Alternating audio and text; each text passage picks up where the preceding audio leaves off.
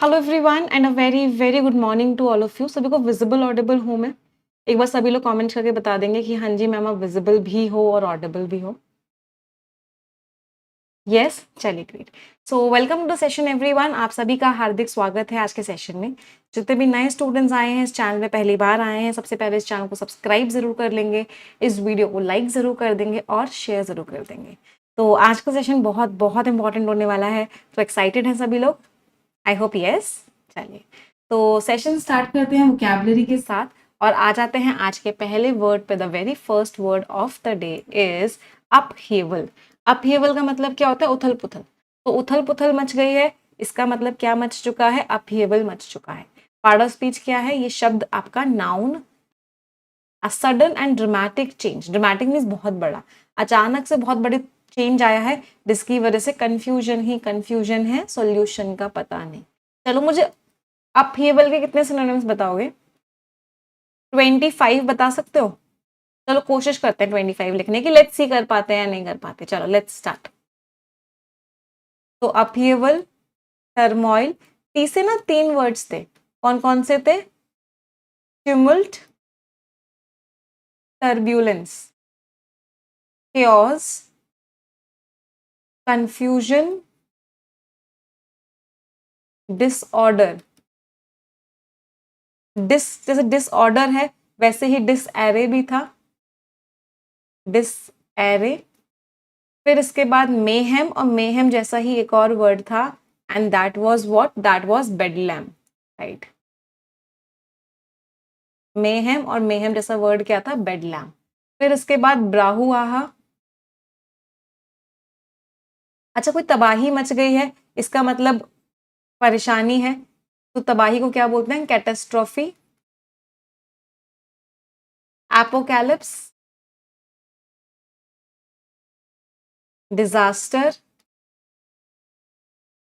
Then we have cataclysm. सब लोग एक दूसरे पे चीख रहे हैं, चिल्ला रहे हैं, तो कौन कौन से वर्ड्स आप यूज कर सकते हो? सब लोग चीख रहे हैं, चिल्ला रहे हैं। पैंडेमोनियम हो गया है। Pandemonium is what? सब लोग चीख रहे हैं, चिल्ला रहे हैं। क्लैमर, सब लोग चीख रहे हैं, चिल्ला रहे हैं। रकस, सब लोग चीख रहे हैं, चिल्ला रहे हैं। अप्रोर, सब लोग चीख रहे हैं, चिल्ला रहे हैं। मीन्स सब जगह क्या हो रखी है? सब जगह तबाही ही मची हुई है। और कोई वर्ड किसी को याद आ रहा हो? अगर तबाही मची हुई है, सब लोग चीख रहे हैं, चिल्ला रहे हैं, तो एनी अदर वर्ड? हला बलू कह सकते हैं, राइट। हला बलू इज ऑल्सो वर्ड कि सब चीख रहे हैं, चिल्ला रहे हैं। हला बलू की स्पेलिंग सही लिखी है मैंने? एक जगह डबल एल आता है, कोई मुझे बताएगा किस जगह डबल एल आता है? एक जगह डबल एल आता है यहाँ पे, HU, इसको याद कैसे करोगे स्पेलिंग को? तो वो हल्ला, हल्ला, हल्ला होता है ना हल्ला बलू में, तो हल और फिर ला, और फिर तो सिंपल सा ही है हल्ला बलू। चलो 20 वर्ड्स हो चुके हैं, 5 वर्ड्स और बताएंगे। अगर प्रॉब्लम है तो कमोशन लिखा है हमने? हाँ, कमोशन नहीं लिखा ना? Commotion, very good. चलो, कमोशन का मतलब भी क्या है? कंफ्यूजन ही कंफ्यूजन है, सोल्यूशन का पता नहीं। Racket, racket is also what? बहुत तेज आवाज आ रही है, सब लोग चीख रहे हैं, चिल्ला रहे हैं। दिन, सब लोग चीख रहे हैं, चिल्ला रहे हैं। आउटक्राई, सब लोग चीख रहे हैं, चिल्ला रहे हैं, शोर मचा रहे हैं, सब जगह परेशानी ही परेशानी है। फ्यूरोर, सब लोग गुस्से में एक दूसरे के ऊपर चिल्ला रहे हैं। फ्रैकाज, चीख रहे हैं, चिल्ला रहे हैं। डिस्टर्बेंस, चीख रहे हैं, चिल्ला रहे हैं, प्रॉब्लम ही प्रॉब्लम है सब। हब बब, हब फिर बब, हल्ला बल्लू जैसा ही है, सब लोग चीख रहे हैं, चिल्ला रहे हैं। जितने भी वर्ड्स हैं, सारे वर्ड्स का पार्ट ऑफ स्पीच क्या है? All of this words were nouns. Ma'am दंगा सा मच गया है, हाँ दंगा बोल सकते हो। दंगा इज व्हाट? राइट। एक वर्ड होता है मेले। मेले शब्द का मतलब क्या होता है? सब एक दूसरे के ऊपर अटैक कर रहे हैं, सब एक दूसरे के ऊपर चिल्ला रहे हैं, चीख। तो जितने भी वर्ड्स हैं सारे वर्ड्स का पार्ट ऑफ स्पीच नाउन था, सबका मीनिंग है हल्ला गुल्ला। हम शायद 25 से ज्यादा 30 वर्ड्स कर लिए। चलो, ये तो हो गया सब एक दूसरे के ऊपर चिल्ला रहे हैं, चीख रहे हैं। अगर मैं बोलूं शांति बनी हुई है, तो शांति के भी मुझे कुछ वर्ड्स बता दो। अभी कोई चीख चिल्ला नहीं रहा, शांत है सब। तो पीस, काम, सेरेनिटी, शांति, ट्रैंक्विलिटी, शांति। सब एक दूसरे की बात से अग्री करते हैं तो उसको क्या बोलते हैं? कॉन्कॉर्ड है। कॉन्कॉर्ड में सब एक दूसरे की बात से अग्री कर रहे हैं। कंसेंसस है, कंसेंसस इज व्हाट, सब एक दूसरे की बात से अग्री कर रहे हैं। यूनानिमिटी है, सब एक दूसरे की बात से अग्री कर रहे हैं।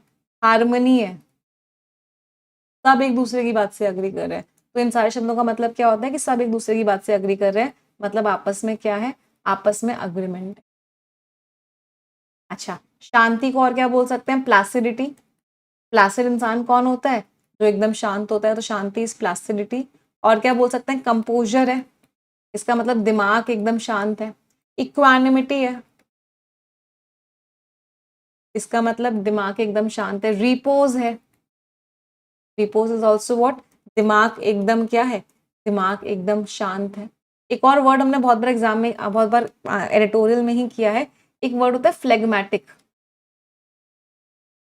फ्लेगमैटिक, ये जितने मैंने आपको फॉर्म्स बताए ना, ये तो नाउन फॉर्म्स हैं, है ना।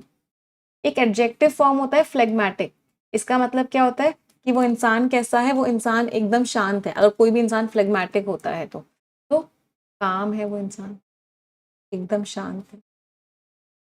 चलो, जैसे प्लासिडिटी था, ऐसे ही प्लासिड है। प्लासिड इज ऑल्सो व्हाट, एकदम शांत। चलिए वापस आ जाते हैं। तो कंफ्यूजन है, कन्वर्शन है, डिसलोकेशन है, सब एक दूसरे के ऊपर चीख रहे हैं, चिल्ला रहे हैं, प्रॉब्लम्स ही प्रॉब्लम्स। एंटोनिम स्टेबिलिटी है, ट्रैंक्विलिटी शांति है, इक्विलिब्रियम है मतलब बैलेंस है। तो जो इकोनॉमी में उथल पुथल मची, जिसको किसने शुरू किया, ट्रिगर्ड मी स्टार्टेड। किसने शुरू किया इसको, दुनिया भर में जो रिसेशन चल रहा था उसने शुरू किया। इसकी वजह से बहुत सारी मल्टीनेशनल कंपनीज को चेंज करना पड़ा अपने आप को। चलो अगले वर्ड पे आते हैं। The next word is benign. Benign का मतलब क्या है, एकदम जेंटल सी, जिसका कोई नुकसान ना हो। इसमें रूट वर्ड क्या है, बेनी। बेनी रूट वर्ड का मीनिंग क्या होता है, गुड। दो शब्द होते हैं, बेनी और ईयू, दोनों का मतलब होता है गुड, अच्छा। तो बिनाइन एडजेक्टिव फॉर्म है, बहुत बार एग्जामिनेशन में आया है। काइंड है, जेंटल, आपको कोई नुकसान नहीं पहुंचाएगा, है ना, कोई डैमेज नहीं करेगा। हार्मलेस है, हार्मलेस का बड़ा प्यारा वर्ड होता है, बहुत बार एग्जाम में आता है। इनोक्यूअस है, इनोक्यूअस मीन्स हार्मलेस है। इसमें रूट वर्ड होता है नॉक या फिर नॉक्स। नॉक या फिर नॉक्स शब्द के दो मतलब होते हैं, एक मतलब होता है नुकसान और एक मतलब होता है रात्रि, नाइट। तो नुकसान और इन मीन्स नो, मीन्स नुकसान नहीं है। काइंड है वो इंसान, काइंड है तो कैसा है, कंपैशनेट है। जेंटल है वो इंसान, बहुत ह्यूमेन है। अच्छा, यहाँ से ना बहुत बार क्वेश्चन आता है एरर डिटेक्शन का। दो शब्द होते हैं, एक होता है ह्यूमेन और एक होता है ह्यूमन। दोनों में डिफरेंस बताना। इन दोनों का पार्ट ऑफ स्पीच ही अलग अलग होता है, प्रोनाउंसिएशन भी अलग अलग होती है। ह्यूमेन एक एडजेक्टिव होता है जिसका मीनिंग होता है काइंड, जिसका मीनिंग होता है कंपैशनेट। ह्यूमन एक नाउन होता है जिसका मीनिंग होता है इंसान। ह्यूमन किसको बोलते हो, आप पर्सन को बोलते हो, इंसान को। तो दोनों ही शब्दों का पार्ट ऑफ स्पीच एकदम अलग अलग होता है, ठीक है। चलो आगे आ जाते हैं। अच्छा, अब एक चीज और, एक कंफ्यूजन और होता है बहुत सारे बच्चों को। बिनाइन का पार्ट ऑफ स्पीच क्या था, एडजेक्टिव था, है ना। तो बहुत से लोगों को ऐसा लगता है कि बिनाइन का पार्ट ऑफ स्पीच एडजेक्टिव है, तो मलाइन का पार्ट ऑफ स्पीच भी एडजेक्टिव होगा। जैसे बेनी और ईयू, दो शब्द का मीनिंग गुड होता है, ऐसे ही कैको और मेला, दो शब्द का मीनिंग बैड होता है। अब यहाँ पे कंफ्यूजन आता है कि अगर बिनाइन अगर एक एडजेक्टिव है तो उनको लगता है मेलाइन भी एडजेक्टिव होगा, जबकि मेलाइन को हम यूज कैसे करते हैं, मेलाइन को हम वर्ब की तरह यूज। अगर आप किसी को मेलाइन कर रहे हो मतलब आप उसकी इमेज खराब कर रहे हो, इमेज खराब कर रहे हो मतलब आप उसको विलीफाई कर रहे हो, आप उसको डिफेम कर रहे हो, आप उसको डेनिग्रेट कर रहे हो, आप उसको स्लैंडर कर रहे हो, मीन्स उसके बारे में गलत गलत बातें फैला रहे हो, लेबल कर रहे हो, गलत गलत बातें फैला रहे हो, कैल्यूमिनिएट कर रहे हो। It's a very important word, calumniate, बहुत बड़ा एग्जाम में आता है। आप उस इंसान के बारे में गलत गलत बातें। तो मेलाइन, सॉरी, मेलाइन वर्ब होता है, बिनाइन एडजेक्टिव होता है, दोनों का पार्ट ऑफ स्पीच अलग अलग होता है, वेरी इंपॉर्टेंट कॉन्सेप्ट। हाँ, इसका एडजेक्टिव फॉर्म होता है मेलिग्नेंट। अगर मुझे इसी मेलाइन का एडजेक्टिव फॉर्म बनाना है तो दैट इज मेलिग्नेंट। मेलिग्नेंट मतलब वो चीज जो बहुत ही बुरी है, वो चीज जो कैसी है, बहुत ही ईवल है।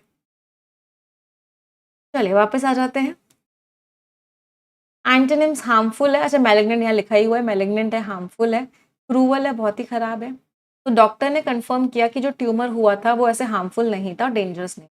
तो ट्यूमर कैसा था, हार्मफुल नहीं था। अच्छा, कैंसर का जो ट्यूमर होता है ना, उसको मैलिग्नेंट ट्यूमर बोलते हैं,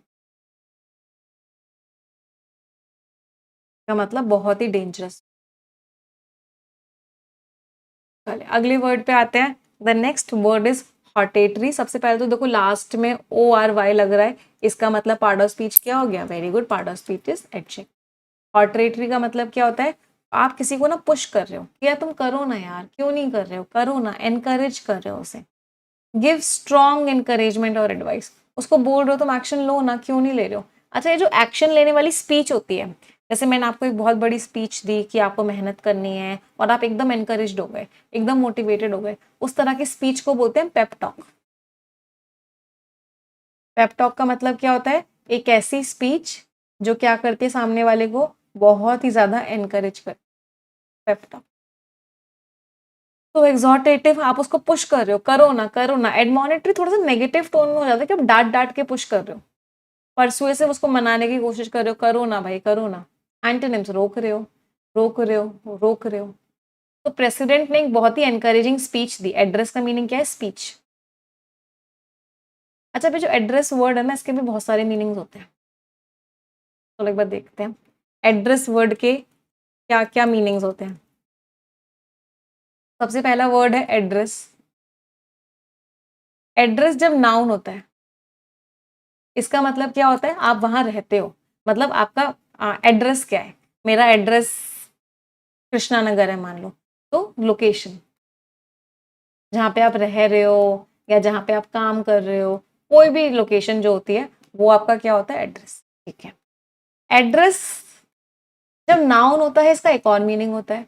आपने जो स्पीच दी है, तो जो आपकी स्पीच है वो भी क्या है? एड्रेस है, नाउन है। चलो, एड्रेस को वर्ब की तरह भी यूज करते हैं। जब इसको वर्ब की तरह यूज करते हैं, इसका मतलब क्या होता है कि आप किसी से कुछ बोल रहे हो, टू स्पीक। आप क्या कर रहे हो? किसी से कुछ बोल रहे हो, इसका मतलब है बोलना इज एड्रेस। ठीक है। एड्रेस वर्ब होता है, इसका एक और मीनिंग होता है, हमें इस प्रॉब्लम को एड्रेस करना पड़ेगा, मतलब हमें इस प्रॉब्लम को सॉल्व करना पड़ेगा। तो सॉल्व करना, तो आप क्या कर रहे हो? सॉल्व कर रहे हो। अच्छा, एड्रेस जब वर्ब होता है, इसका एक और मीनिंग होता है। इसका मतलब क्या होता है कि आप जो है किसी की डिटेल्स लिख रहे हो किसी एनवेलप में, राइट डिटेल्स। और किस चीज की डिटेल्स होती हैं वो? उसके एड्रेस की, उसके फोन नंबर की, ऑन एन एनवेलप। आपको कोई पार्सल किसी को भेजना है और उससे आप उसकी सारी डिटेल्स लिख के भेज रहे हो, उसको भी बोलते हैं एड्रेस का। तो ये जो एड्रेस वर्ड है, इसके 5 मतलब होते हैं। 2 में ये नाउन होता है और 3 में ये वर्ब होता है।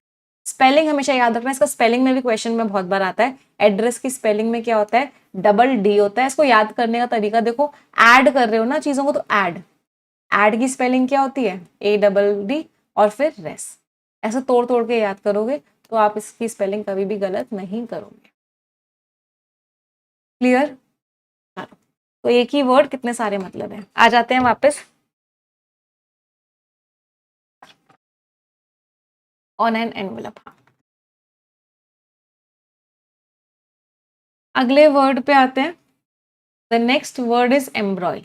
एम्ब्रॉयल का मतलब क्या है कि आप किसी दुविधा में, किसी प्रॉब्लम में क्या हो चुके हो? फंस चुके हो। इसका मतलब एम्ब्रॉयल हो चुके हो। इसका ना एक नाउन फॉर्म हमने पढ़ा था। इसका नाउन फॉर्म क्या होता है? दुविधा को क्या बोलते हैं? Imbroglio. Imbroglio is what? Problem. Conundrum is what? Problem. Dilemma, problem. Quandary, problem. Enigma, problem. Predicament,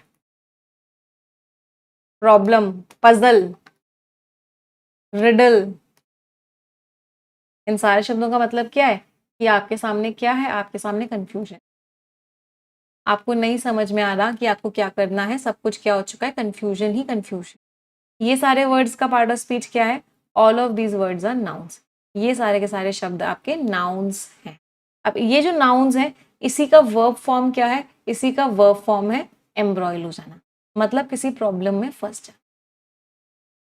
तो आप किसी प्रॉब्लम में फंस गए हो, इन्वॉल्व हो गए हो, एंटैंगल हो गए हो। एंटैंगल मीन्स उलझ गए हो उस प्रॉब्लम में। इम्प्लीकेट हो गए हो, आपने, किसी ने आपके ऊपर इंजाम लगा दिया है। इम्प्लीकेट का मतलब क्या होता है? इंजाम लगा दिया। इंजाम लगा दिया मतलब आपको क्या कर दिया है? इनक्रिमिनेट कर दिया है।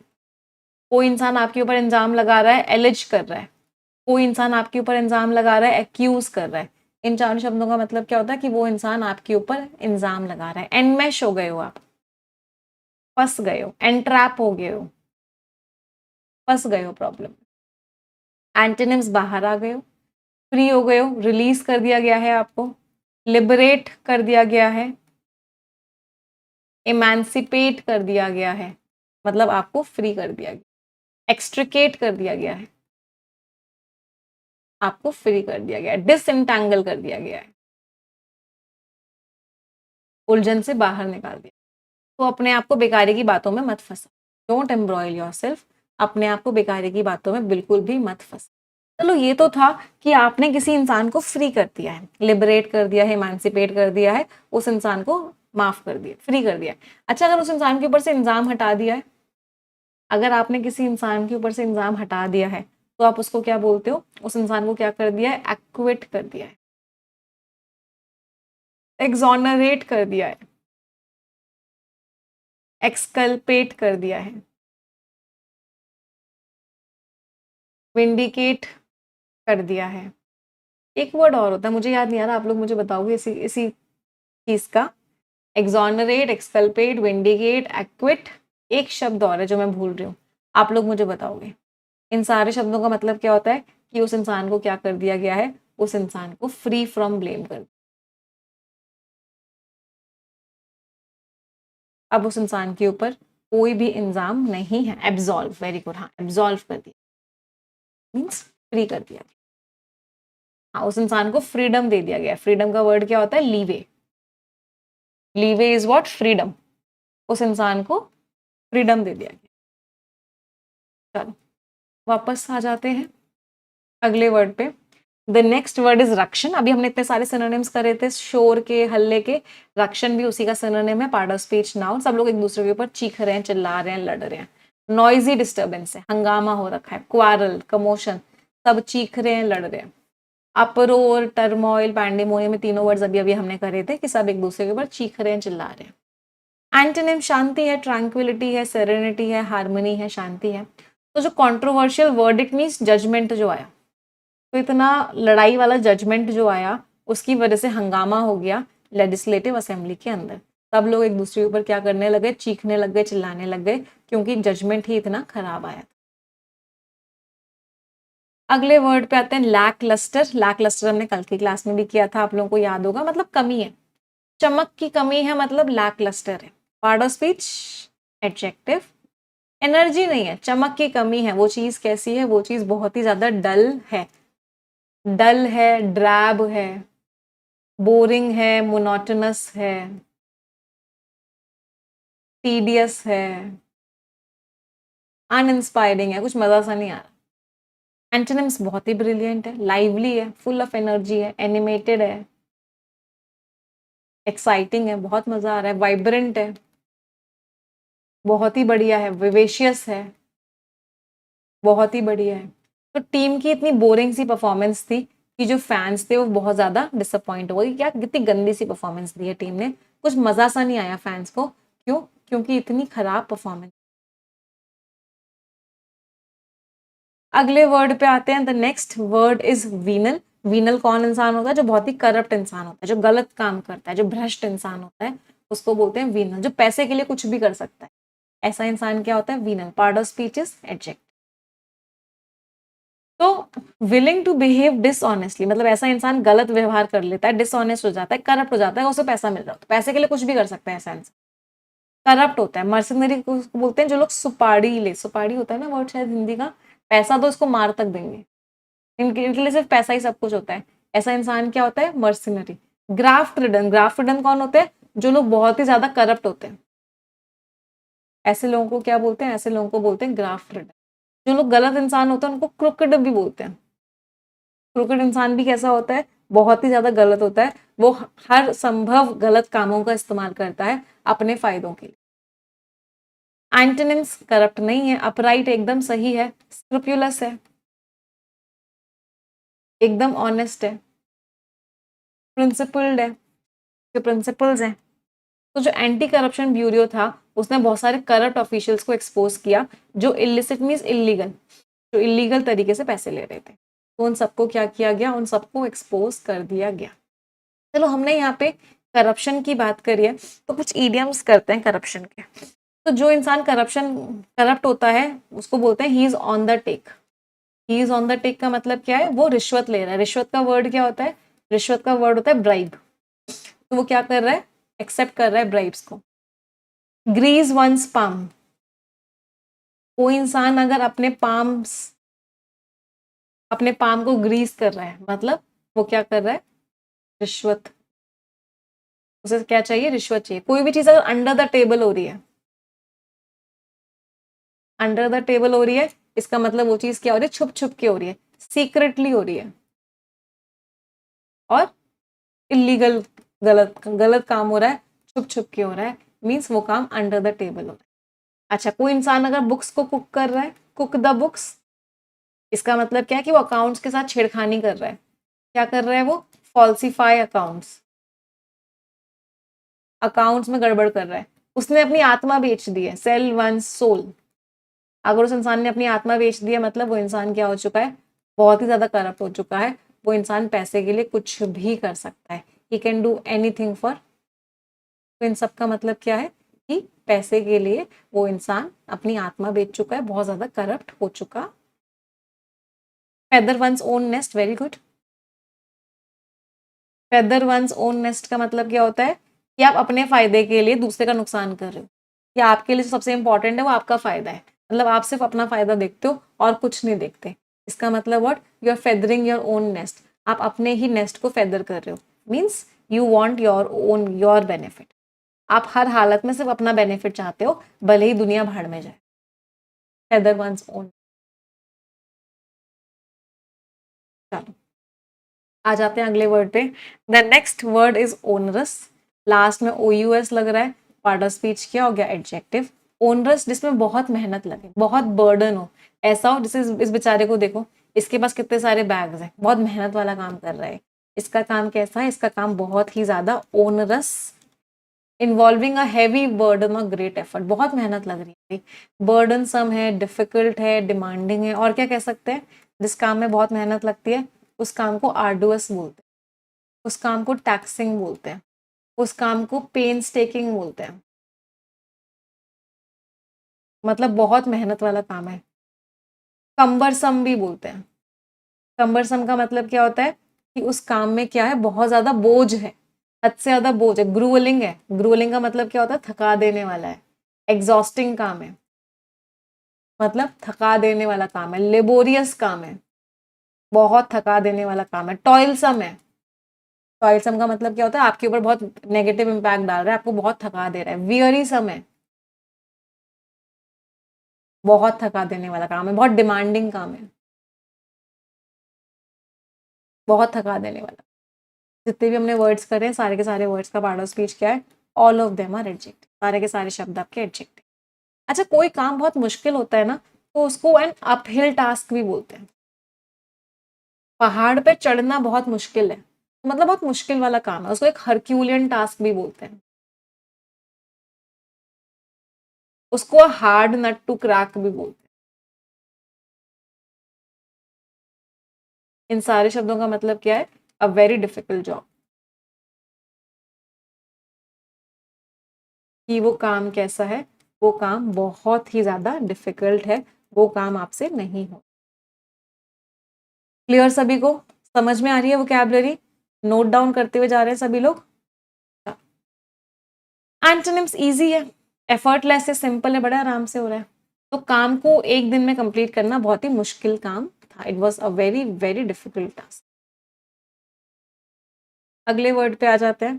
The next word Herculean task होता है बेटा, हरक्यूलियन नहीं लिखा है ना, हरक्यूलियन टास्क मीन्स बहुत मुश्किल काम।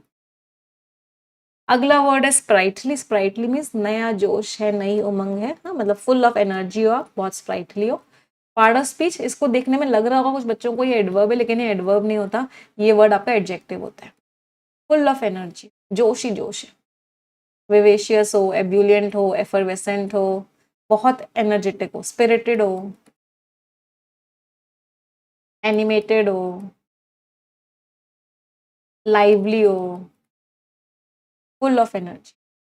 एंटोनिम्स बड़े आलसी से हो, एनर्जी नहीं है, टॉर्पिडो पड़े हुए हो। चलो मुझे इसी बात पे लेजी लोगों के सिनोनिम्स बता दो। जो लोग बहुत लेजी होते हैं, पूरे पूरे दिन पड़े रहते हैं, कितने बताओगे? 20 बता पाओगे? चलो कोशिश कर लो। स्लगिश होते हैं, लैंग्विड होते हैं, लैंग्यूरस होते हैं, एल से एक और वर्ड था, कौन सा था? लेथार्जिक होते हैं, टॉर्पिड होते हैं, स्लॉथफुल होते हैं, इनएक्टिव होते हैं। अगर कोई काम नहीं कर रहा है तो पैसिव है, कोई एक्शन नहीं ले रहा है तो इनर्ट है। लाइफस्टाइल उन लोगों का बहुत सिडेंट्री होता है। सिडेंट्री मीन्स एक ही जगह बैठे बैठे काम करवाना चाहते हैं, वो हिलना भी नहीं चाहते। इनडोलेंट होते हैं, वेरी गुड, हिलते भी नहीं है। आइडल, आइडल का मतलब क्या होता है? खाली बैठे रहते हैं, एक ही जगह रुके रहते हैं।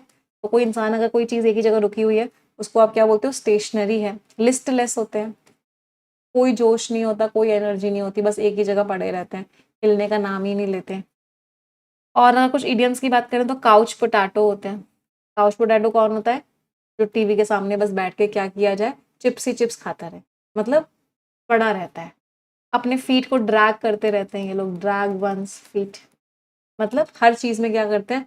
हर चीज़ में डिले करते रहते हैं, किसी भी चीज़ को पूरे जोश के साथ, पूरी एनर्जी के साथ नहीं करते। और कोई वर्ड रह रहा हो? डॉर्मेंट। हाँ, डॉर्मेंट का मतलब होता है जो सोया पड़ा है, जो कोई एक्शन नहीं ले रहा, सोया पड़ा है, डॉर्मेंट होते हैं। इसके कुछ नियर सिनोनिम्स में आ जाता है। नियर सिनोनिम्स का मतलब बहुत केयरलेस भी होते हैं।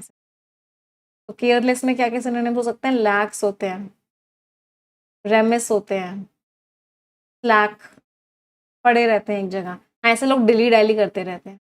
डिली डैली का मतलब क्या होता है? चीज़ों को डिले करते रहते हैं।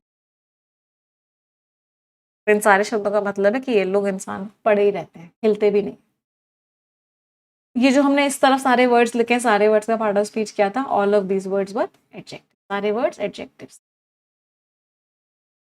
तो वो अपने 80s में है, फिर भी प्रोफेसर बहुत एनर्जेटिक होते हैं उस कॉन्फ्रेंस के दौरान। बहुत जोश है उनके अंदर, हालांकि वो अपने 80s में। अगले वर्ड पे आते हैं, पेटरअप करना मीन्स आप किसी इंसान को परेशान। चलो मुझे परेशान करने के कितने वर्ड्स बताओगे? 30 बता पाओगे? अगर आप किसी इंसान को परेशान कर रहे हो, इरिटेट कर रहे हो तो? वैक्स कर रहे हो, इरिटेट कर रहे हो, अनॉय कर रहे हो, पेस्टर कर रहे हो, पेट्रब कर रहे हो, गॉल कर रहे हो, राइल कर रहे हो, चेफ कर रहे हो, एग्जैस्परेट कर रहे हो, मिफ कर रहे हो, पीव कर रहे हो, नीडल कर रहे हो, नेटल कर रहे हो, रैटल कर रहे हो, रफल कर रहे हो। अगर उस इंसान को भड़का रहे हो आप तो प्रोवोक कर रहे हो, इंसेंस कर रहे हो, इन्फ्लेम कर रहे हो, उसको परेशान कर रहे हो, एजिटेट कर रहे हो, उसको भड़का रहे हो, उसकी प्रॉब्लम्स को और ख़राब कर रहे हो, एग्रवेट कर रहे हो। ये तो बहुत सारे वर्ड्स रह गए हैं। पीव तो लिख लिया बेटा। बॉदर कर रहे हो आप उस इंसान को, डिस्टर्ब कर रहे हो, इर्क कर रहे हो, ट्रबल कर रहे हो, अपसेट कर रहे हो, मतलब आप उस इंसान को क्या कर रहे हो? आप उस इंसान को परेशान। और कोई वर्ड किसी को याद आ रहा हो, हमने नहीं लिखा हो? डिस्क्वाइट कर रहे हो, परेशान कर रहे हो आप उस इंसान को। गुस्सा दिला रहे हो तो फोमेंट कर रहे हो।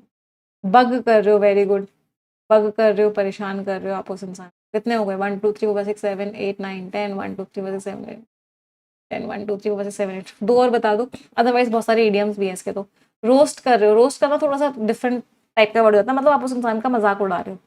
रोस्ट कर रहे हो आप उस इंसान को, बुली कर रहे हो, तब भी आप उस इंसान को परेशान। रैंकल और रफल तो लिख लिया बेटा। डिस्कम्पोज कर रहे हो, डिस्कम्पोजर कैसा? डिस्कम्पोज कर रहे हो, आप उस इंसान को परेशान। अच्छा, अगर आप उस इंसान को परेशान कर रहे हो तो get on someone's, get under someone's skin, उसकी स्किन में जाने की कोशिश कर रहे हो। Drive someone up the wall,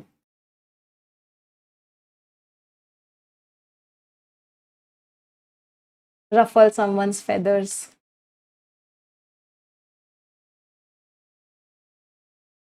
सबका मतलब क्या है कि आप उस इंसान को परेशान कर रहे हो, इरिटेट कर रहे हो। जितने भी हमने वर्ड्स लिखे हैं सबका पार्ट ऑफ स्पीच क्या था? All of these words were verbs, सारे के सारे वर्ड्स वर्ब्स थे। मैम इंस्टिगेट कर रहे हो, भड़का रहे हो, भड़का रहे हो। तो पेट्रअप करना एक्शन की बात कर रहे हैं, पार्ट ऑफ स्पीच वर्ब हो गया। आप उस इंसान को परेशान कर रहे हो, डिस्टर्ब कर रहे हो, अपसेट कर रहे हो, अनसेटल कर रहे हो, परेशान। एंटोनिम्स काम कर रहे हो, रीअश्योर कर रहे हो, कंफर्ट कर रहे हो, उसको अच्छा फील करा रहे हो, पैसिफाई कर रहे हो उसको, प्लैकेट कर रहे हो उसको, एसुएज कर रहे हो उसको, मतलब आप उस इंसान को अच्छा फील करा रहे हो। तो अचानक से जो अनाउंसमेंट हुआ उससे वो परेशान नहीं हुई क्योंकि वो एकदम शांत थी। समझ आई वोकैबुलरी? चलो आ जाते हैं स्टोरी पे, बट उससे पहले मैं रिक्वेस्ट करूंगी, 7,000 से ज्यादा बच्चे सेशन देख रहे हैं, तो जितने लोगों ने सेशन को अभी तक लाइक नहीं किया हुआ है एक बार तुरंत के तुरंत लाइक कर दे। Everyone will give me a thumbs up, और कमेंट सेक्शन में भी मुझे थम्स अप देंगे कि मैं मजा आ गया वोकैबुलरी पढ़ के। अब इस पूरे को स्टोरी के हेल्प से याद करेंगे। जैसे जैसे वर्ड आएगा आप उस वर्ड का मीनिंग तेज तेज बोलोगे, ठीक है? Words of encouragement. आज की कहानी है भूषण जी की। तो भूषण एक बहुत ही बढ़िया बच्चे थे, लेकिन एक पेपर में वो फेल हो गए, तो उनको बड़ा बुरा लगा। फेलियर की वजह से उनकी लाइफ में उथल पुथल मच गई। अपीवल इज व्हाट? उथल पुथल। उन्होंने अपने दोस्तों से बात करना बंद कर दिया, उनका कॉन्फिडेंस एकदम खत्म हो गया, और उनमें और उनकी चमक सी खत्म हो गई। लैक लस्टर का मतलब क्या है? चमक खत्म हो गई, डल हो गए वो हर चीज में जो वो करते थे। एक दिन क्या हुआ, उनके टीचर को बड़ा खराब लग रहा था कि यार इस बच्चा कैसा हो गया, इतना बढ़िया बच्चा था। तो टीचर ने उन्हें ऑफिस में बुलाया। टीचर का बहुत ही बढ़िया नेचर था, टीचर बहुत अच्छी थी, और वो अपने बच्चों के लिए हमेशा केयर करती थी। तो टीचर ने उनको डांटा नहीं, उन्होंने भूषण को एक बहुत ही मोटिवेशनल स्पीच दी। हॉटेटरी का मतलब क्या था? मोटिवेशन। उन्होंने उनको एनकरेज किया कि अपने ऊपर विश्वास करो यार, और एक फेलियर से आपका फ्यूचर डिसाइड नहीं होता है। टीचर ने उनको वार्निंग भी दी कि यार फंसाओ मत अपने आप को, है ना, एम्ब्रॉयल मत करो, मतलब अपने आप को एनमेश मत करो, फंसाओ मत नेगेटिव थॉट्स में। नेगेटिव थॉट्स आपको फंसा देंगे, तो नेगेटिव मत सोचो, और कभी भी अपने आप को दूसरों से कंपेयर मत कर ले, कभी भी कंपैरिजन मत करना। हर बच्चे की लाइफ में चैलेंजेस आते हैं, टीचर ने बोला हर बच्चे की लाइफ में चैलेंजेस आते हैं। तो जो छोटी छोटे उथल पुथल होती है लाइफ में, रक्षण का मतलब है उथल पुथल, तो जो छोटी मोटी उथल पुथलें होती हैं लाइफ में, या कभी कभी आपका रिजल्ट नहीं आता है, इससे आप आगे बढ़ना तो नहीं रुक सकते ना। भूषण ने बहुत ध्यान से सुना टीचर की बात को, तो अब उसको लग रहा था यार मैं फेल हो गया, मैं दोबारा फिर से शुरू करूं, ये तो मेरे लिए बड़ा ओनरस काम है, बड़ा थका देने वाला काम है, दोबारा से फिर से दोबारा शुरू करना। लेकिन फिर भी उसने सोचा कि नहीं यार, चलो इस बार मैं और मेहनत करके देखता हूँ। वो जितने भी खराब उसके क्लासमेट्स थे, विनर का मीनिंग क्या था? करप्ट, जो एग्जाम में चीट करते थे, उन सबसे वो दूर रहा। उसने अपना समय उन ऑनेस्ट दोस्तों के साथ बिताया जो उसको हमेशा मोटिवेट कर। धीरे धीरे भूषण का कॉन्फिडेंस वापस आया, वो बहुत ही एनर्जेटिक हो गया फिर से। फ्राइटली वॉज वॉट? एनर्जेटिक, और खुश हो गया। जो डर था और जो डिस्पेक्टर का मतलब भी क्या है? जो अनोयंस था, जो डिस्टर्बेंस था, जो वो फील कर रहा था, वो खत्म हो गया, क्योंकि उसको विश्वास था यार मैं मेहनत करूंगा तो रिजल्ट तो आएगा ही आएगा। ऐसी कोई मेहनत नहीं होती जिसका रिजल्ट ना मिले। कुछ महीनों बाद भूषण का एग्जाम पास हो गया, बहुत बढ़िया मार्क्स आए उसके। उसने अपने टीचर को थैंक यू बोला, टीचर ने इतना अच्छा एडवाइस दिया था उसको और एनकरेज किया। उसने रियलाइज किया कि अगर शब्द आपके अच्छे हों, आपको प्रॉपर गाइडेंस मिल जाए समय पर, और अगर आप ठान लो, तो आपकी जिंदगी बदल सकती। तो भूषण ने अपनी जिंदगी बदली। क्यों? क्योंकि उसको एनकरेजमेंट मिला, अच्छी एडवाइस मिली, उसको उनके अंदर कॉन्फिडेंस आया, और वो उस चैलेंज को ओवरकम कर पाए। बस जरूरत क्या है? लगातार मेहनत करते रहने की। यस, ये सारे के सारे वर्ड्स का मीनिंग आप सभी को यहाँ पे कमेंट दे रखा है, ये आपको टेलीग्राम चैनल पे ये स्टोरी शेयर हो जाएगी, तो आप वहां से इस वर्ड्स को रिवाइज कर सकते हो। आ जाते हैं वन वर्ड सब्स्टिट्यूट्स पे। इन्विजिलेटर कौन होता है? जो सुपरवाइज कर रहा होता है जब आप एग्जामिनेशन दे रहे होते हो। तो जब आप एग्जाम दे रहे होते हो, जो घूम रहा होता है कि आप कहीं चीटिंग तो नहीं कर रहे, आपको पेपर वगैरह देता है, वो कौन होता है? इन्विजिलेटर। जूरिस्प्रूडेंस की थ्योरी जो है, किस चीज की थ्योरी है? फिलोसफी और लॉ, लॉ के अंदर जो थ्योरीज होती हैं कि ये सही है ये गलत है, उसको जूरिस्प्रूडेंस। लेक्सिकोग्राफर बहुत बार एग्जाम में आ चुका है, वो इंसान जो डिक्शनरी को कंपाइल करता है। डिक्शनरी के सारे वर्ड्स के मीनिंग्स इकट्ठे करता है, एक साथ लाता है, डिक्शनरीज बनाता है, ऐसे इंसान को क्या बोलता है? लेक्सिकोग्राफर। ओडोंटोलॉजी टीथ की जो स्टडी होती है उसको क्या बोलते हैं? इसको डॉन्टो लिखा हुआ है ना, तो डेंटल से याद कर सकते हो। तो टीथ की जो बीमारियां होती हैं उसके स्ट्रक्चर की जो स्टडी होती है उसको क्या बोलते हैं? ओडोंटोलॉजी। फ्रेजल वर्ब्स पे आ जाते हैं। बूट अप का मतलब क्या है? कि आप क्या कर रहे हो? कंप्यूटर को स्टार्ट कर रहे हो। स्टार्टिंग में जब कंप्यूटर स्टार्ट होता था, आप लोग याद करो, पुराने वाले कंप्यूटर से पहले बूट होते थे। बॉटल अप, आपके अंदर फीलिंग्स हैं लेकिन आपने उनको बॉटल में बंद कर दिया, मतलब आप अपनी फीलिंग्स को छुपा रहे हो, बॉटल अप कर रहे हो। बो आउट, इसका मतलब है यार मैं तो नहीं अब पार्टिसिपेट करूंगी इसमें, आपने विड्रॉ कर दिया, आउट आ गया ना, आउट हो गया, बो आउट, विड्रॉ कर लिया। ब्रेस फॉर, तैयारी कर रहे हो, let's brace up for it, अपने आप को तैयार कर रहे हो किसी मुश्किल चीज के लिए। ब्रेस फॉर, किसी मुश्किल चीज के लिए अपने आप को तैयार करना। इडियम्स एंड फ्रेजेस पे आ जाते हैं। शॉट इन द डार्क, हवा में तीर मार रहे हो, अंधेरे में तीर मार रहे हो, मतलब गेस कर रहे हो, है ना? आपको पता नहीं है क्या होगा, आपने अंधेरे में तीर मार दिया, मीन्स आप गेस कर रहे हो, आपको रिजल्ट नहीं पता, आप चांस ले रहे हो, गेस के बेसिस पे आगे बढ़ रहे हो। Give it your best shot, अपना बेस्ट देना, कहीं कोई कमी मत छोड़ना। ट्राई योर हार्डेस्ट, अब बैक टू बैक एग्जाम्स आ रहे हैं आपके, बैक टू बैक वैकेंसीज आ रही हैं, पूरा का पूरा अपॉर्चुनिटीज का टाइम आ चुका है, give it your best shot, कहीं कोई कमी नहीं छोड़ना। ऑन द फ्रंट लाइन्स, आप बिल्कुल आगे हो, मतलब सबसे ज्यादा डेंजर सिचुएशन में आप ही हो, सबसे ज्यादा डेंजर को आप ही फेस कर रहे हो। Go out on a limb, एक पैर पे चले गए हो, एक पैर खराब है और एक पैर पे चले गए हो, मतलब बहुत रिस्की वाला काम कर लिया आपने, आप बहुत रिस्क ले रहे हो लाइफ में। Take a leap of faith, मतलब आपको पता नहीं रिजल्ट क्या होगा लेकिन आपने आगे की तरफ छलांग लगा ली, मतलब आपने एक एक्शन तो ले लिया सिर्फ अपने विश्वास पर, आपको पता नहीं रिजल्ट क्या आएगा, कोई सबूत नहीं है आपके पास कि क्या अच्छा रिजल्ट, अच्छा ही अच्छा होगा, बट आपने लीप ऑफ फेथ ले लिया, विश्वास किया और आगे बढ़ गए। ये स्टोरी आप टेलीग्राम चैनल से पढ़ेंगे, इंग्लिश विद निमिषा बस टेलीग्राम चैनल पे आपको ये स्टोरी शेयर हो जाएगी। आ जाते हैं आज के आर्टिकल पे। बेटा आज का आर्टिकल बहुत इंपॉर्टेंट है। क्यों बहुत इंपॉर्टेंट है? क्योंकि जब एसएससी की नोटिफिकेशन आई थी, आईबीपीएस की नोटिफिकेशन आई है, बैंकिंग या एसएससी या कोई भी एग्जामिनेशन की नोटिफिकेशन आ रही है, तो उसमें बोला गया है कि आपके जो पैसेजेस लिए जाएंगे उनमें से एक टॉपिक होगा टेक्नोलॉजी में जो इमर्जिंग ट्रेंड्स हैं, टेक्नोलॉजी में जो जो चीजें आ रही हैं उसके ऊपर भी आपके टॉपिक्स होंगे, जिसके बेसिस पे आपसे रीडिंग कॉम्प्रिहेंशन या क्वेश्चंस पूछे जाएंगे। इकोनॉमिक एंड सोशल इश्यूज पे तो आते ही आते हैं, टेक्नोलॉजी में जो चेंजेस आते हैं उसके ऊपर भी आते हैं, तो इस टॉपिक के बहुत आने के चांसेस हैं, तो इसीलिए इसको बहुत अच्छे से पढ़ेंगे। उससे पहले मैं रिक्वेस्ट करूंगी, 7400 स्टूडेंट्स वॉच कर रहे हैं सेशन को, जितने उन्होंने लाइक नहीं किया है वो तुरंत के तुरंत लाइक कर दें। परफेक्शन 7.0 आपका स्टार्ट हो चुका है, जितने लोगों ने परफेक्शन 7.0 नहीं देखा है अभी तक वो आज के आज देखना स्टार्ट कर देंगे। इसकी पहली क्लास मैंने यूट्यूब पर डाल दी थी कल, तो जिन बच्चों ने सब्सक्रिप्शन नहीं लिया है वो इसकी फर्स्ट क्लास देख सकते हैं, और जिन लोगों ने सब्सक्रिप्शन नहीं लिया वो सब्सक्रिप्शन भी ले सकते हैं, NB60 कोड लगा के आपको 60% का डिस्काउंट भी मिल जाएगा। अब आ जाते हैं यहाँ पे, a hold on AI, artificial intelligence पे क्या किया है? होल्ड। होल्ड के तो बहुत सारे मतलब होते हैं, अभी जब हम पैसेज पढ़ेंगे तब हमें समझ में आएगा यहाँ पे होल्ड का मतलब क्या है। अगर होल्ड का मतलब कंट्रोल भी हो सकता है, होल्ड का मतलब रोकना भी हो सकता है, आप किसी चीज को होल्ड कर रहे हो, तो अभी देखते हैं क्या मीनिंग आएगा इसका। जो प्रिलिमिनरी मीन्स जो स्टार्टिंग की रिपोर्ट आई है इस पैनल की आर्टिफिशियल इंटेलिजेंस को लेके, इस रिपोर्ट की ऑथर बात करने जा रहे हैं। पहले आप पढ़ेंगे फिर हम समझाएंगे। Read it everyone, all the best.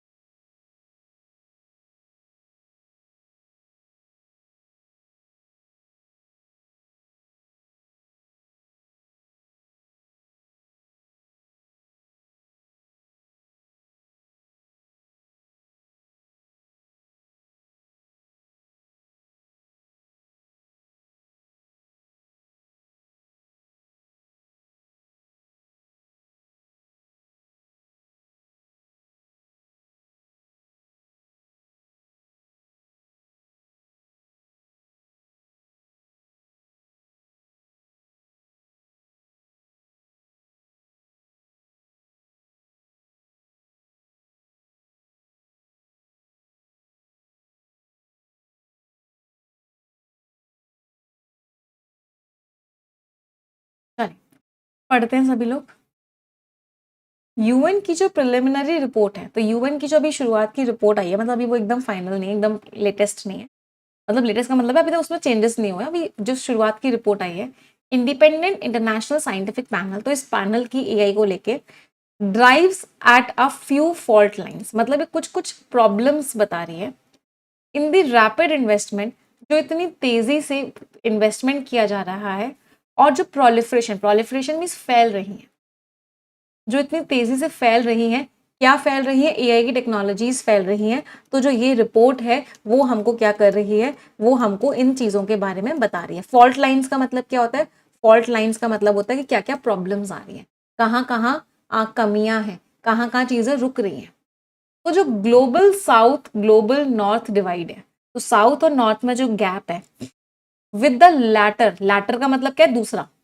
जब भी दो लोगों की बात हो रही होती है, जो पहला इंसान होता है उसको आप क्या बोलते हो, उसको आप फॉर्मर बोलते हो, और जो दूसरा होता है उसको आप लैटर बोलते हो। तो ये जो लैटर है, लैटर का मतलब क्या है, जो नॉर्थ है, दुनिया भर का जो नॉर्थ है वो पॉइज्ड है, पॉइज्ड का मतलब रेडी है, वो तैयार है कि वो लायन शेयर ले लेगा, लायन मीन्स बहुत बड़ा हिस्सा ले लेगा, मेजर शेयर, बहुत बड़ा हिस्सा ले लेगा फायदों का। और किस चीज के फायदों का, ऑफ द डिफ्यूजन का मतलब क्या है, स्प्रेड, कि जो इतना ज्यादा स्प्रेड हो रहा है, एडवांस्ड एआई के मॉडल्स अलग अलग इंडस्ट्रीज में जा रहे हैं, तो इसका सबसे बड़ा फायदा कौन ले लेगा, ग्लोबल नॉर्थ ले लेगा। एंड द चैलेंज, और जो प्रॉब्लम गरीब कंट्रीज फेस कर रही हैं, किस चीज में गरीब कंट्रीज प्रॉब्लम फेस कर रही हैं, मॉडल्स को कंट्रोल करने में। तो मॉडल्स को कंट्रोल करने में वो प्रॉब्लम फेस कर रही है, वो मॉडल्स जो बहुत ज्यादा एडवांस्ड हैं, इसके कंपैरिजन में जो उनके खुद के इकोसिस्टम्स बना सकते हैं। तो खुद के इकोसिस्टम उन कंट्रीज के, जो गरीब कंट्रीज है, वो बहुत ज्यादा एडवांस चीजें नहीं बना पा रही हैं, बाहर के मॉडल्स बहुत एडवांस आ रहे हैं, तो उनको कंट्रोल करने में उन गरीब कंट्रीज को प्रॉब्लम हो रही है। दीज डिवाइड्स, अब ये जो डिवाइड्स हैं, डिवाइड्स मीन्स गैप्स, तो ये जो गैप्स हैं ये फोर्स कर रहे हैं, मतलब पुश कर रहे हैं जो डेवलपिंग कंट्रीज हैं, कि उनको अब चूज करना पड़ेगा। क्या चूज करना पड़ेगा, बिटवीन कैपिटल इंटेंसिव अंडरटेकिंग्स, की या तो वो बहुत ज्यादा इन्वेस्टमेंट करें। कैपिटल इंटेंसिव का मतलब क्या होता है, बहुत ज्यादा इन्वेस्टमेंट करो और एआई डेवलप करो। तो ये जो डेवलपिंग कंट्रीज हैं, या तो इनको बहुत पैसा लगा के ऐसी चीजें करनी होंगी जिसमें बहुत पैसा लगेगा, जिससे कि उन्हें टेबल पे एक सीट मिल जाए, मतलब उनके पास भी कंट्रोल हो, वो भी पावरफुल कंट्रीज के लिस्ट में आ जाए। या फिर उनको क्या करना पड़ेगा, to accept the hand dealt to them, या फिर उनको वो हाथ थामना पड़ेगा, या फिर उनको सपोर्ट लेना पड़ेगा, किसका, हाफ डजन कंपनीज का, मतलब लगभग लगभग 5 से 6 कंपनीज का उनको सपोर्ट लेना पड़ेगा, जिनके डिसीजंस आज शेप करते हैं कि एआई का एक्सेस किसको मिलेगा और यूज क्या क्या होगा। तो ऑथर ने क्या बोला, इंडिया के सामने भी यही प्रॉब्लम है। इंडिया के पास 2 ऑप्शन है बेटा, एक ऑप्शन क्या है कि इन्वेस्ट करो और खुद का एआई बनाओ, खुद का डेटा सेंटर बनाओ, खुद का सब कुछ करो, या दूसरा क्या है कि जो कंपनीज कर रही है उनका हाथ थाम लो। ये जो डिविजन्स हो गए हैं, ये जो गैप आ गया है, ये बहुत ज्यादा अर्जेंट है। जब किस चीज की लाइट में देखा जाए, जब देखा जाए कि कौन सी चीज है जो कंट्री को एक आवाज बनाती है, और वो आवाज जो आर्टिफिशियल इंटेलिजेंस में मैटर करती है, इंपॉर्टेंट है। अबंडेंट इलेक्ट्रिसिटी, एआई में क्या क्या जरूरत है, एआई में बहुत इलेक्ट्रिसिटी लगती है, abundant means huge, data centre को चलाने के लिए बहुत इलेक्ट्रिसिटी का इस्तेमाल होता है। हाईली कैपिटलाइज्ड फर्म्स, बहुत पैसा चाहिए होता है, साथ ही साथ टैलेंट भी चाहिए होता है, स्केर्स टैलेंट, ऐसा टैलेंट जो बहुत कम होता है, जिन लोगों को बहुत ज्यादा एआई के बारे में नॉलेज होती है, कोडिंग वगैरह सब कुछ आती है, ऐसा टैलेंट बहुत स्केर्स है, बहुत कम है। तो उन कंपनीज को उनको एम्प्लॉय करना होगा, और वो लोग बहुत सैलरी लेते हैं, वो लोग क्या करते हैं, बहुत ज्यादा सैलरी लेते हैं, तो उनकी सैलरीज में भी बहुत पैसा जाएगा। तो मतलब बहुत ज्यादा पैसा होना चाहिए अगर हमको एआई का पूरा मॉडल बनाना है। And a drive means encouragement, और क्या होना चाहिए, एक एनकरेजमेंट होना चाहिए। किस चीज का एनकरेजमेंट होना चाहिए, to plough through policy resistance, कि पॉलिसी अगर किसी चीज को रोक रही है, आप उसको प्लो थ्रू कर जाओ। प्लो थ्रू का मतलब क्या, मेहनत से उसको कंप्लीट कर जाओ। प्लो और ये वाला प्लो दोनों यूज करते हैं, प्लो थ्रू और ये वाला प्लो थ्रू, दोनों का मतलब क्या होता है कि आप अपनी एफर्ट के साथ, अपनी मेहनत के साथ किसी चीज को कंप्लीट कर रहे हो। तो पॉलिसी जो रोकेगी आपको, तो आपको अपनी मेहनत करनी होगी, उससे भी आगे बाहर निकलना होगा, और आपके अंदर एक कॉम्पिटिटिव जील होनी चाहिए। जील का मतलब क्या, एक जोश होना चाहिए, एंथुजियाज्म होना चाहिए, किस चीज का जोश होना चाहिए कि आप आउटडू कर दो। आउटडू का मतलब क्या, क्रॉस कर जाओ पिछले महीने की कैपेबिलिटीज को। मतलब आपने पिछले महीने जो किया था अगले महीने उससे और अच्छा करो, फिर अगले महीने उससे और अच्छा करो। तो इस तरीके से आपको आगे बढ़ना पड़ेगा, खूब पैसा लगाना पड़ेगा, खूब हाई हाई सैलरी वाले लोगों को जॉब देनी पड़ेगी, खूब सारी इलेक्ट्रिसिटी आपकी लगेगी, आपको पॉलिसीज से भी लड़ना पड़ेगा और अपने आप को ही आउट परफॉर्म करना पड़ेगा हर महीने, तब जाके आप डेवलप कर पाओगे एक बहुत ही बढ़िया एआई का मॉडल। समझ आ रहा है सभी को? चलो अगला पैराग्राफ पढ़ेंगे सभी लोग।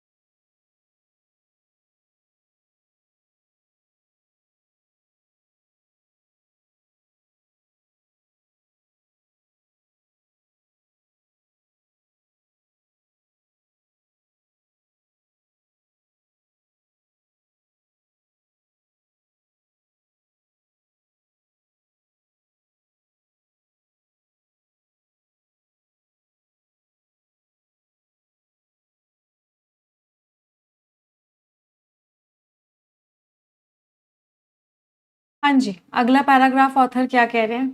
वाइल द रिपोर्ट हाईलाइट्स, ये जो रिपोर्ट है जोर डाल रही है, किस चीज पर जोर डाल रही है?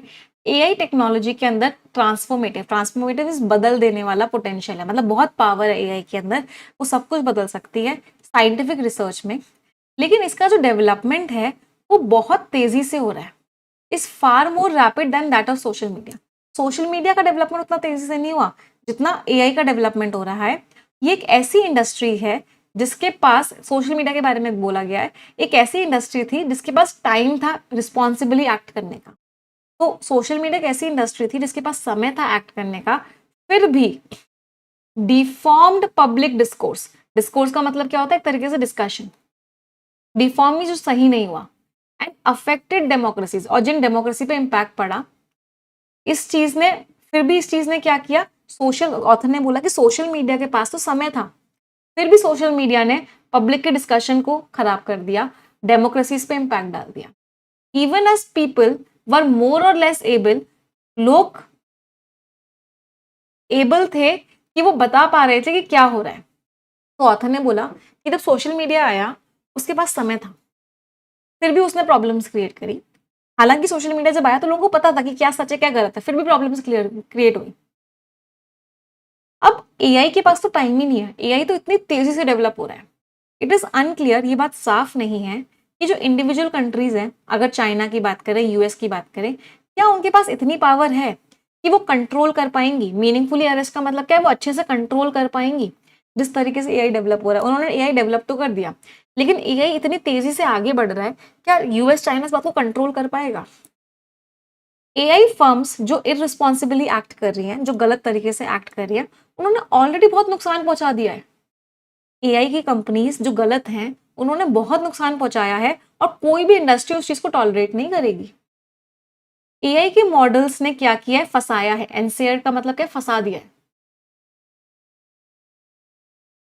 एंट्रैप कर दिया है, एनस्नेयर कर दिया है, मतलब एंट्रैप कर दिया है। किसको फंसाया है एआई की कंपनीज ने, एआई के मॉडल्स ने? टीनेजर्स को फंसाया है, एडल्ट्स को फंसाया है। किस तरह की चीजों में फंसाया है? Para social fantasies.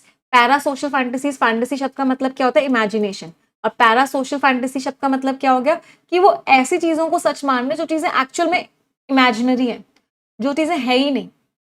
मतलब आप इमेजिनरी चीजों को सच मान रहे हो, उससे अपना एक बॉन्ड बना रहे हो, उससे अपना एक रिलेशन बना रहे हो, और वो रिलेशन है ही नहीं। तो हमारे टीनेजर्स, हमारे एडल्ट्स इमेजिनरी दुनियाओं में चले गए हैं, वो एआई की चीज़ों को सच मान लेते हैं, इमोशनली कनेक्ट हो जाते हैं और वो फंस जाते हैं। और जो कभी कभी बहुत ज़्यादा फैटल हो गया, फैटल मीन्स बहुत ज़्यादा डेंजरस प्रूव हुआ है, they have flattened the world wide web. तो ये डब्ल्यू था वो फ्लैटन हो गया। Flatten the world wide web का मतलब क्या है कि एक तरीके से हर कोई उसको एक्सेस कर रहा है और हर कोई उसको गलत, मतलब गलत तरीके से भी एक्सेस हो रहा है। वो इसको बोलते हैं flattened the world wide web. इसका मतलब क्या है कि एक एक प्लेटफॉर्म बन गया और हर कोई उस प्लेटफॉर्म पे आ चुका है, हर कोई उसको यूज कर रहा है, किसी को पता ही नहीं है कि वो सेंसिबली यूज कर रहा है या नहीं कर रहा है, रिस्पॉन्सिबली यूज कर रहा है या नहीं कर रहा है। तो ये चीजें प्रॉब्लमैटिक हो गई है। Grievously injuring the news media's ability. Grievously means दुख की बात है कि इन्होंने कमजोर बना दिया है न्यूज मीडिया, जो न्यूज देती है उसकी एबिलिटी, कि वो रिसोर्सेज को डिप्लॉय कर पाए, रिसोर्सेज को तैनात कर पाए अपने अपने मिशंस में, जिससे कि पब्लिक को वो इन्फॉर्म करे। तो बेसिकली न्यूज मीडिया को बहुत नुकसान हुआ है आर्टिफिशियल इंटेलिजेंस के आने से। वो अपने रिसोर्सेज को डिप्लॉय ही नहीं कर पा रही है पब्लिक को इन्फॉर्म करने में। पब्लिक को पता ही नहीं चल रहा है कौन सी बात सच है, कौन सी बात गलत है, वो फैंटेसी में जीने लग गई है। तो एआई मॉडल्स ने सबको फंसा के रखा है। और क्या जिन कंपनीज ने ये एआई को बनाया है इतना ज्यादा स्ट्रांग, क्या वो इसकी पावर को कंट्रोल कर पाएंगे? ये एक सवाल है। अगला पैराग्राफ पढ़ेंगे सभी लोग।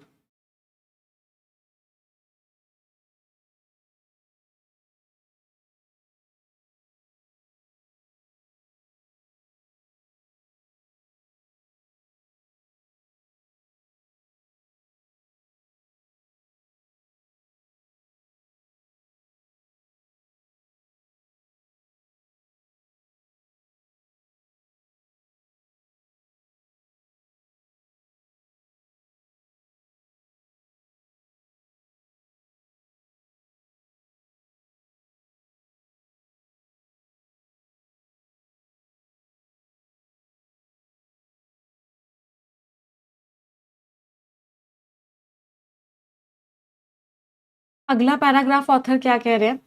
They have unleash. अनलीश का मतलब क्या? उन्होंने छोड़ दिया है। उन्होंने क्या क्रिएट किया है? An epidemic. एपिडेमिक में सब जगह फैल गई है। बीमारी किस चीज की फैल गई है सब जगह? मतलब क्या प्रॉब्लम फैल गई है सब जगह? Deep fakes. लोगों की फेक पिक्चर्स, फेक वीडियोस आ रही है। इसकी वजह से कमजोर हो गया है, विश्वास खत्म हो गया है लिखी हुई चीजों में और इमेजेस में, कि वो इमेज सही है या गलत है, वो फेक इमेज है, फेक वीडियो है। लोगों को विश्वास ही नहीं हो रहा है ये एआई की है, रियल है। And they have deeply intertwined their promises. और जो उन्होंने वादे किए थे आर्टिफिशियल जनरल इंटेलिजेंस के और दुनिया भर के सिस्टम्स में, उन दोनों को चीजों को मिक्स कर दिया गया है। और इसका बहुत नेगेटिव इकोनॉमिक कॉन्सिक्वेंस होगा, नेगेटिव इंपैक्ट पड़ेगा economy.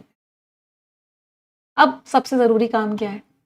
The most important task for government. सबसे जरूरी काम सरकार के लिए क्या है? कि इन कंपनीज को हम कैसे जिम्मेदार ठहराएं, इन कंपनीज को कैसे जिम्मेदार ठहराया जाए जब जरूरत हो।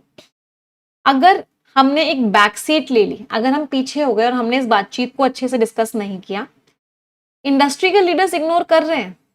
जो इस इंडस्ट्री के लीडर्स हैं, दुनिया भर के साउथ की चिंता, उनको इग्नोर कर रहे हैं। लेकिन अगर सरकार ने बैक सीट ले ली तो इसका बहुत, ये चीज सरकार को बहुत महंगी पड़ने वाली।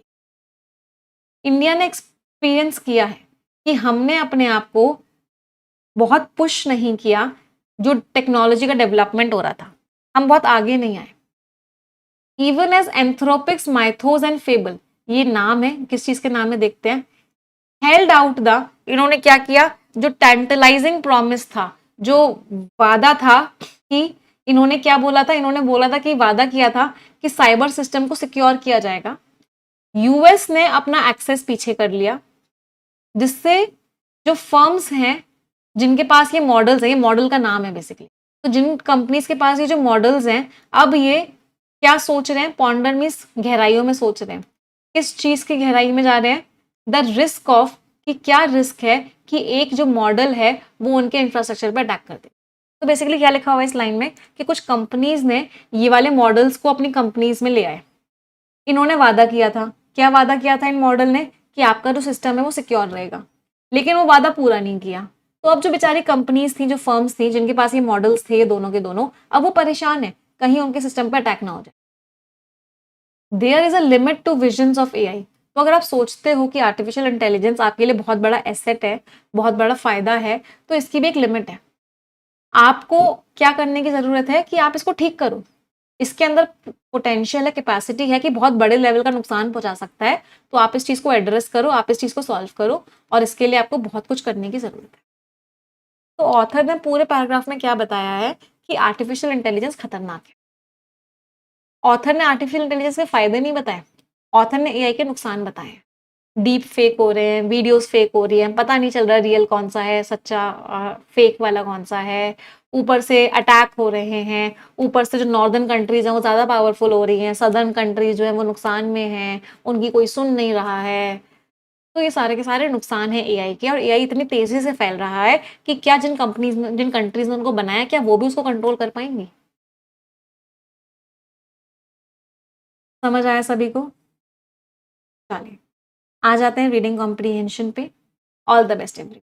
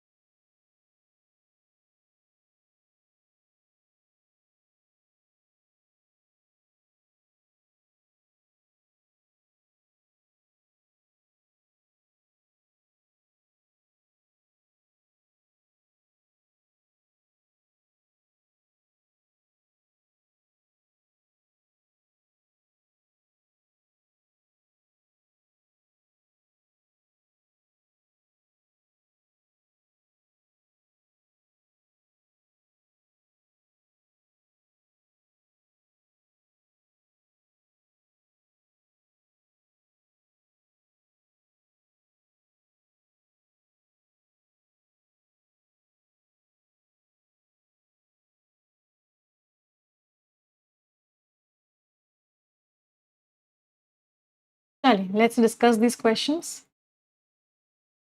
ऑथर कहते हैं कि जो डिवाइड्स हैं ये कंट्रीज को करने में फोर्स कर रहे हैं कि या तो बहुत पैसा लगा दो या फिर एक्सेप्ट कर लो। तो कौन सी ये स्टेटमेंट क्या बता रहा है?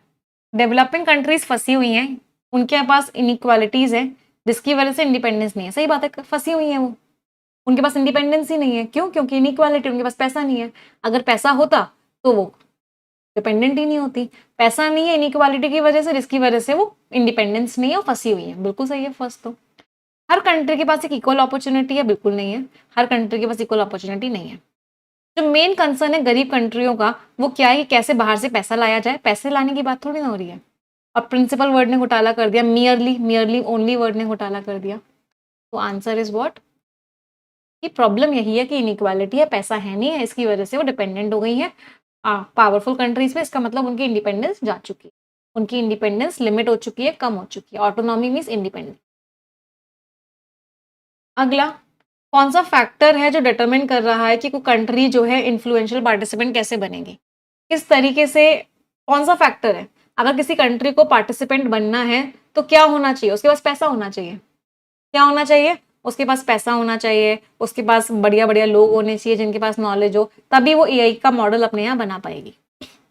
न्यूट्रलिटी, डिस्कशन में न्यूट्रल रहे वो, नहीं। हाँ, उसके पास बहुत ही स्ट्रॉन्ग फिजिकल इंफ्रास्ट्रक्चर होना चाहिए, उसके पास पैसा होना चाहिए, उसके पास लोग होने चाहिए। पहले से वो लीडरशिप करती आ रही है पुरानी मैन्युफैक्चरिंग इंडस्ट्री में।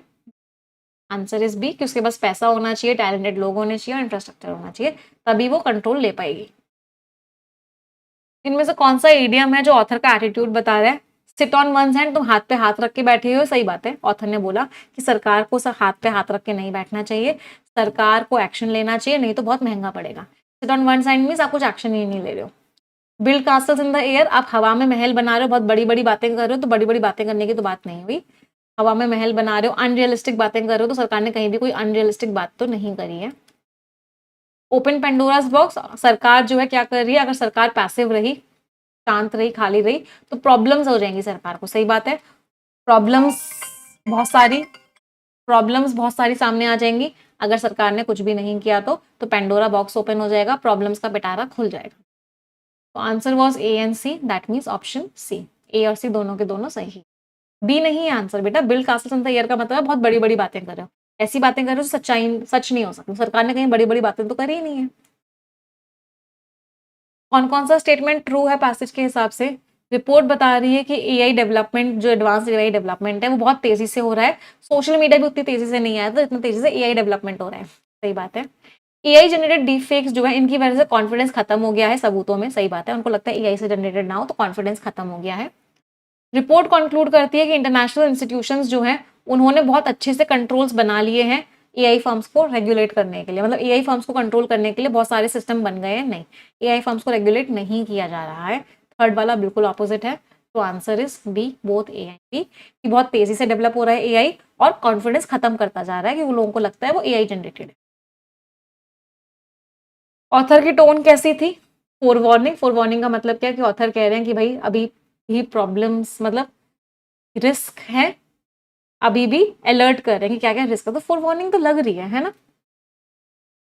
सर्कमस्पेक्ट, सर्कमस्पेक्ट का मतलब होता है आप बहुत केयरफुल हो रहे हो, तो आप अपॉर्चुनिटी भी को भी देख रहे हो, डेंजर्स को भी देख रहे हो, लेकिन यहाँ पे गड़बड़ हो गई। अपॉर्चुनिटी ऑथर ने नहीं देखी, ऑथर ने अपॉर्चुनिटी की बात नहीं करी है। ऑथर ने बात किस चीज की करी है, ऑथर ने बात करी है सिर्फ और सिर्फ डेंजर्स की। कॉम्प्लिसेंट, ऑथर बहुत सेटिस्फाइड है, जो है सब बढ़िया है, हमें कोई इंप्रूवमेंट की जरूरत ही नहीं है, बिल्कुल गलत है। तो आंसर क्या है, ऑथर की टोन क्या थी, सिर्फ और सिर्फ ओनली ए, सिर्फ और सिर्फ ए वाली टोन। ऑथर ने अलर्ट किया है रीडर्स को कि चीजों को ठीक कर लो, अपॉर्चुनिटीज को नहीं वे किया, तो ये गलत हो गया। सेटिस्फैक्शन नहीं दिखाया, आप इसको ऐसे भी समझ सकते हो, ऑथर की टोन नेगेटिव थी कि कुछ खराब होने वाला है, तुम पहले ही सुधर जाओ। तो आंसर वॉज ओनली ए। कोई परेशानी, अगर सिर्फ सर्कमस्पेक्ट लिखा होता ना तो ये भी आंसर होता, बट आगे जो इसमें लिखा हुआ था इसकी वजह से ये आंसर नहीं है। मजा आया। क्या क्या स्कोर्स रहे सभी के रीडिंग कॉम्प्रीहेंशन में। चलिए, error detection for all the best everyone.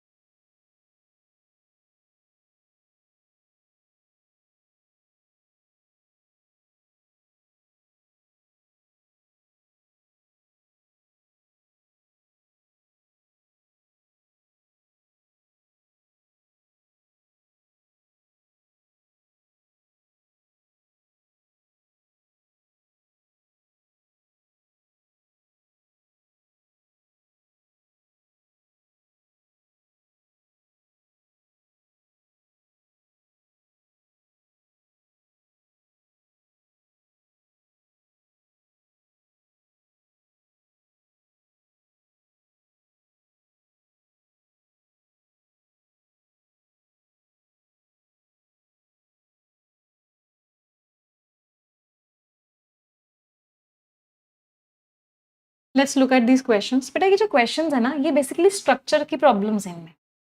इनमें एरर्स तो बहुत सारे पार्ट्स में होगा जब हम सेंटेंस को ठीक करेंगे, बट यहाँ पे आपको समझने की जरूरत है कि स्ट्रक्चर क्या है। हमेशा याद रखना, कौन ड्राइव कर रहा था? क्या एलिफेंट ड्राइव कर रहा था? तो आपको, अगर एलिफेंट ड्राइव कर रहा होता तो ये सही होता, ये इसका सब्जेक्ट नहीं हो सकता। तो ड्राइव कौन कर रहा था? मैं ड्राइव कर रहा था। तो वाइल आई वॉज ड्राइविंग, आपको इस ड्राइविंग का सब्जेक्ट लिखना पड़ेगा। तो जब मैं ड्राइव कर रहा था डेंस फॉरेस्ट में, तो एक बहुत ही ह्यूज एलिफेंट अचानक से हमारी गाड़ी के आगे आ गया। अगली बात, फ्रेशली पेंटेड, कौन है फ्रेशली पेंटेड? क्या सुपरवाइजर पेंटेड है? नहीं, सुपरवाइजर पेंटेड नहीं है, फर्नीचर पेंटेड है। तो आपको क्या करना पड़ेगा? The office furniture.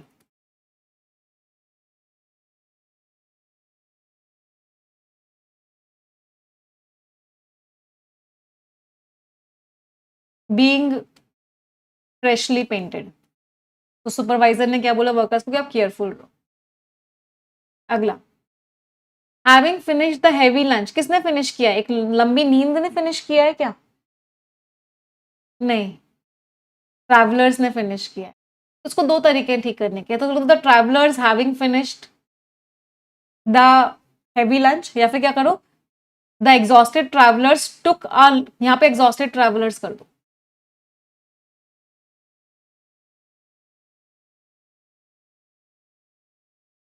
तो जो थके हुए ट्रैवलर्स थे उन्होंने क्या किया? Took a long nap at the end. Structure सीखो, इस तरह के क्वेश्चन बहुत बार एग्जामिनेशन में आते हैं, सेंटेंस इंप्रूवमेंट के क्वेश्चन में। तो फिनिश हैवी लंच किसने किया? ट्रैवलर्स ने। तो ट्रैवलर्स आना चाहिए। समझ में आ रहा है ये वाला concept? The manager only interview, उसने सिर्फ इंटरव्यू नहीं किया है, उसने सिर्फ 3 लोगों को इंटरव्यू किया है। तो ओनली जिस वर्ड के बगल में लिखा होता है उसका मीनिंग बताता है। तो मैनेजर ने सिर्फ 3 कैंडिडेट्स को इंटरव्यू किया है, तो 3 कैंडिडेट से पहले ओनली आएगा। तो the manager interviewed only 3 candidates, सिर्फ 3 कैंडिडेट्स को इंटरव्यू, तो ओनली यहां से हटके यहां आएगा। अगला, covered with a thick layer of dust, librarian covered था क्या थिक लेयर ऑफ डस्ट से? नहीं, मैन्यूस्क्रिप्ट जो लिखावट थी वो कवर्ड थी। तो यहाँ पे क्या करोगे? While the rare manuscript was covered with a thick layer of dust, या तो उसको ऐसे लिख दो, या फिर सेंटेंस को अलग अलग कर दो। यहाँ पे द रेयर मैन्यूस्क्रिप्ट लिखना पड़ेगा। The rare manuscript was covered with a thick layer of dust, the librarian found it in the basement of the old. तो मतलब, अगर यहाँ पे कोई वर्ब दे रखी है, वर्ब की थर्ड फॉर्म दे रखी है, या V1 प्लस ING दे रखा है, और अगर उसका सब्जेक्ट उस कॉमा के बाद है तो वो ठीक है। अगर उसका सब्जेक्ट यहाँ पे नहीं है तो आपको यहाँ पे लगाना पड़ेगा, या फिर उसको स्टार्टिंग में लिखना पड़ेगा। पहले बताओ कॉन्सेप्ट समझ में आया या नहीं आया? तो थिक लेयर ऑफ डस्ट को से कौन कवर्ड था? या तो यहां लिख दो मैन्युस्क्रिप्ट कवर्ड थी, या फिर स्टार्टिंग में लिख दो मैन्युस्क्रिप्ट कवर्ड थी। लास्ट में नहीं ले जा सकते उसको। तो हर क्वेश्चन में यही कॉन्सेप्ट लग रहा था, और ये कॉन्सेप्ट आपके एग्जामिनेशन में सेंटेंस इंप्रूवमेंट के क्वेश्चन में बहुत बार आता है कि ये जो वर्ब है इसका सब्जेक्ट या तो इससे पहले लिख दो, या इस कॉमा के जहां ये एडिशनल इन्फॉर्मेशन खत्म हो रही है उसके जस्ट बाद लिख दो। दो ही जगह होती है इसको लिखने की। नहीं, इसमें ऑप्शंस वाले आंसर क्वेश्चंस नहीं थे कि किस पार्ट में एरर है, वो ऑप्शन क्वेश्चन नहीं था। इसमें था कि पूरा सेंटेंस ही गलत है, आपको उस पूरे सेंटेंस को ठीक करना है। इस तरह के क्वेश्चंस को बोलते हैं सेंटेंस इंप्रूवमेंट क्वेश्चंस। आपको इस सेंटेंस को ही ठीक करना था, सब में सेंटेंस ही गलत था पूरा पूरा। चलिए आ जाते हैं स्किमिंग के आर्टिकल पे। All the best everyone. एक रिक्वेस्ट करूंगी, 8500 से ज्यादा बच्चे सेशन देख रहे हैं, क्या बात है? जितने लोगों ने लाइक नहीं किया है तुरंत के तुरंत लाइक कर देंगे। चलो, all the best everyone.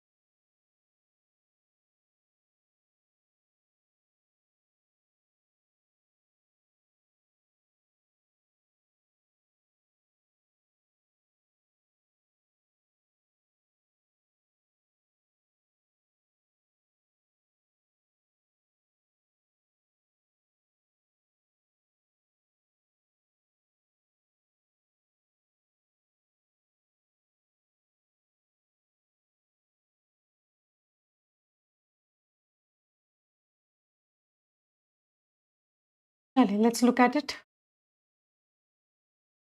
India के जो जीएसटी कलेक्शंस हैं वो बढ़ गए इंपोर्ट आईजीएसटी की वजह से, क्योंकि इंपोर्ट बढ़ गया था। डोमेस्टिक जीएसटी कलेक्शंस उतने नहीं बढ़े। कुछ इकोनॉमिस्ट ने बोला है, ये बताते हैं कि इंपोर्ट बहुत ज़्यादा हो रहा है। मे पेट्रोलियम का डेटा बता रहा है कि परफॉर्मेंस, वो बता रहा है, एक अलग ही एक्सप्लेनेशन दे रहा है। जीएसटी कलेक्शंस जून में बताते हैं कि मई में क्या हुआ। इसकी वजह से क्रूड एंड पेट्रोलियम प्रोडक्ट्स की वजह से इतना राइज हुआ इंपोर्ट्स में।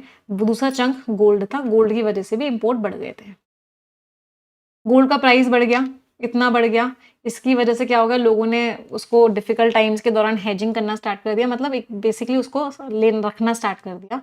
गोल्ड इंपोर्ट्स को रोकने के लिए सरकार ने इंपोर्ट ड्यूटी बढ़ा दी, जिसकी वजह से इंपोर्ट की जीएसटी बढ़ गई।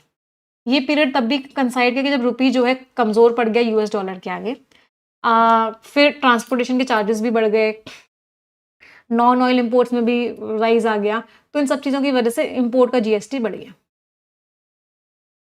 साथ के साथ अगर हम परफॉर्मेंस देखें कि इंडिया में कैसे परफॉर्मेंस रही इंडस्ट्रीज की, तो सिर्फ इतना ही बढ़ा, जबकि पिछले साल इतना बढ़ा था।